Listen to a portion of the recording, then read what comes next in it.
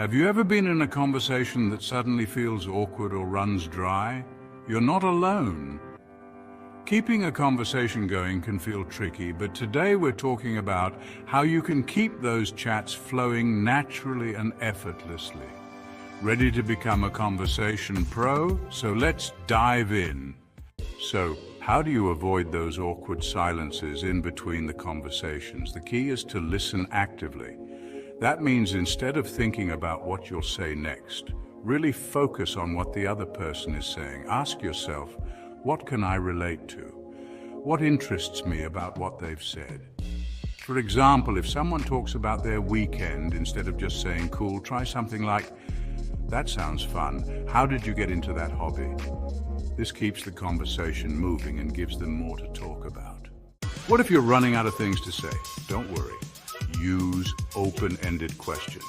These are questions that can't be answered with a simple yes or no. For instance, instead of asking, did you like the movie? You could say, what did you think of the movie's ending? This encourages a deeper conversation and keeps things flowing. Another great trick is to share something personal or relevant. When you open up, it invites the other person to do the same.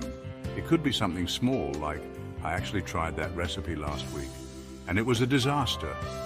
It makes the conversation more engaging and personal. Are you worried about repeating yourself or the conversation becoming stale? Try mirroring. When they mention a topic, reflect it back to them with curiosity. For example, if they say, I'm planning a trip, respond with, that's awesome. Where are you planning to go? This shows you're interested and keeps things rolling.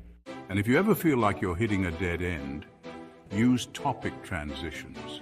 A great way to do this is to build on what was just said. If the person mentions loving a movie, you could shift and ask, speaking of movies, have you watched any good shows recently? Seamless transitions can keep the energy alive.